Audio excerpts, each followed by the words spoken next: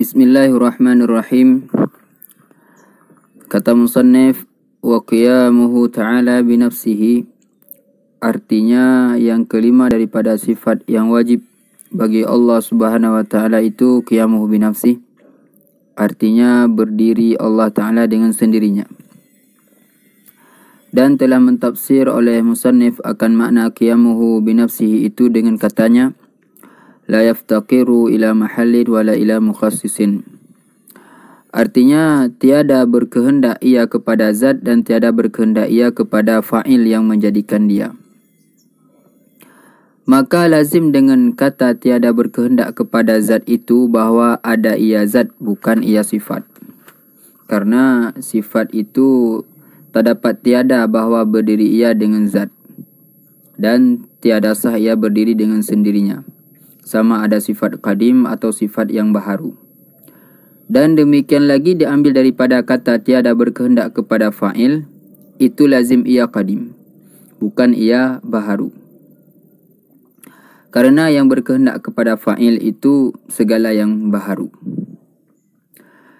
Dan tafsir qiyamuhu ta'ala binafsihi dengan tiada berkehendak kepada tiap-tiap daripada mahal dan mukhassis itu istilah bagi setengah mutakalimin, dan iaitu yang masyhur.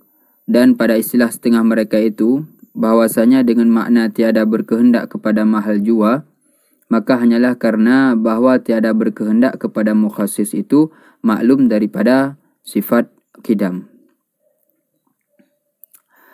Ketahui olehmu bahawa segala maujudat itu dengan nisbah kepada mahal dan mukhassis itu 4 bahagi. 1 bahagi tiada berkehendak ia kepada mahal dan tiada berkehendak ia kepada mukhassis, dan iaitu zat Allah Ta'ala. Dan 1 bahagi berkehendak ia kepada keduanya, pada mahal dan kepada mukhassis, dan iaitu arad, segala yang baharu.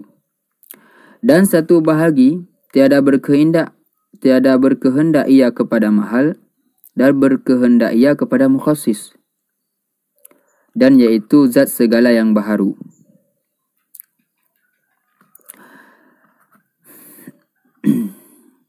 Dan 1 bahagi berdiri ia dengan mahal dan tiada berkehendak ia kepada mukhassis, dan iaitu sifat Allah Ta'ala. Dan sungguhnya telah jahat adab oleh Fakhrur Razi sekira-kira ibarat ia pada bahagi ini dengan berkehendak, karena tilik daripadanya kepada mustahil berdiri sifat Allah Ta'ala dengan sendirinya, dan wajib berdiri dengan zat yang suci serta lalai ia daripada barang yang memberi waham oleh takbir dengan iftiqar itu. Dan 1 bahagi berdiri ia dengan mahal dan tiada berkehendak ia kepada mukhassis.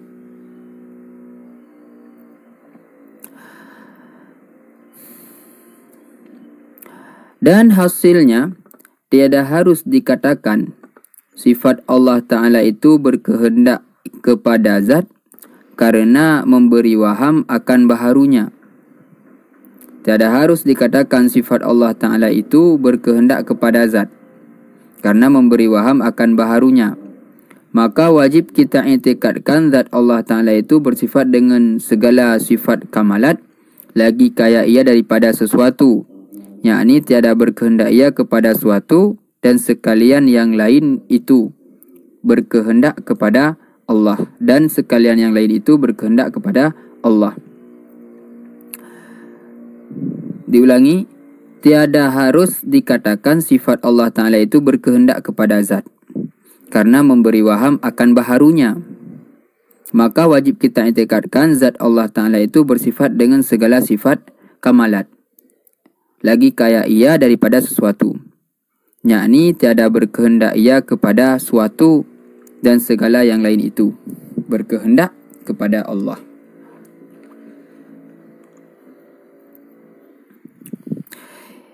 Firman Allah Subhanahu wa Ta'ala, ya ayyuhan nas antumul fuqara ilallah wallahu huwal ghaniyul hamid.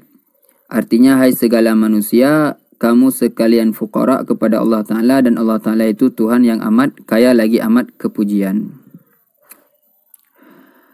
Dan cerita Qatadah dan Dhahak dan Muqatil rahimallahu ta'ala, datang beberapa orang Yahudi kepada Nabi SAW, maka berkata mereka itu bagi Nabi, sifatkan olehmu bagi kami akan Tuhanmu, maka bahwasanya Allah Ta'ala turunkan kalamnya pada Taurat, maka engkau khabarkan akan kami daripada sesuatu kejadiannya, dan daripada apa jenis ia, adakah dari emas atau daripada perak atau daripada tembaga, dan adakah ia makan dan minum, dan siapa mempusakakan dunia ini, dan siapa yang mengambil pusaka akan Allah. Maka sabdanya, bahwasanya Allah Ta'ala itu Tuhan kami, bukan ia daripada suatu, karena bahwasanya ia menjadikan segala suatu. Maka turun surat Qul huwallahu ahad Allahus samad. Dan makna samad itu yang dikasatkan pada segala hajat hambanya atas berkekalan, yakni kuasa ia menunaikan segala hajat hambanya, dan jikalau di dalam masa yang satu sekalipun lagi tiada rongga baginya, maka tiada ia makan dan tiada minum dan tiada beranak. Artinya tiada keluar wujud suatu daripada zatnya yang maha tinggi, dan tiada diperanakkan akan dia. Artinya tiada keluar dari Allah itu daripada zat suatu, dan tiada suatu yang diperanakkan dia melainkan lagi akan mati, dan tiada yang mati melainkan dipusakai akan dia. Bermula Allah Ta'ala itu tiada mati, maka tiada seorang jua pun yang mengambil pusaka akan dia, dan tiada mempunyai baginya oleh seorang, maka menyebut ia dengan firman-Nya Allahus samad. Itu berkehendak tiap-tiap barang yang lain itu kepadanya, dan tiada syak lagi bahwasanya tiap-tiap suatu itu berkehendak kepadanya pada permulaan dan berkekalan selama-lamanya. Ada kalanya dengan lisan hal, artinya dengan ahwal kelakuannya, dan ada kalanya dengan sarih perkataan lidahnya, atau dengan keduanya, yakni dengan kelakuannya dan dengan perkataan, dan menyebut ia dengan firman-Nya lam yalid wa lam yulad. Itu akan wajib kaya ia daripada yang memberi bekas, dan kaya pula daripada bekas, dan lagi pula menolakkan segala kafir Arab yang mendakwa mereka itu ada bagi Allah itu anak. Ada bagi Allah itu anak. Kata mereka itu malaikat itu anak perempuan bagi Allah. Dan kata Yahudi Uzair itu anak Allah. Dan kata Nasrani Isa itu anak Allah. Dan adalah surat Qul huwallah ini menafikan asal kafir yang 8 daripada Allah Ta'ala. Dan yaitu Tuhan itu banyak dan berbilang-bilang, 2 atau lebih, dan kekurangan dan sedikit, dan diilat, yakni wujud Tuhan itu sebab bagi wujud sekalian makhluk dengan tiada ikhtiar lagi. Dan ma'lul, yakni wujud Allah itu dikarenakan oleh yang lainnya. Dan syabih dan nazir, dan arti syubhat itu menyerupai yang sangat hampir serupa, dan arti nazir itu jauh menyerupanya, seperti menyerupai satu wajah di dalam beberapa wajah itu masuk. Maka firman-Nya Qul huwallahu ahad. Itu menafikan kisrah, artinya banyak dan berbilang-bilang, karena ahad itu esa pada zatnya, esa pada sifatnya, dan esa pada af'alnya. Dan firman-Nya Allahus samad itu menafikan kekurangan dan sedikit, artinya tiada umum ta'aluknya.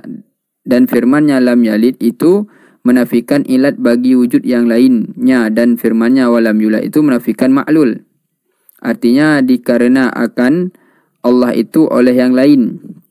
Dan firman-Nya walam yakul lahu kufuwan ahad itu menafikan syibih dan nadirnya. Wallahu a'lam.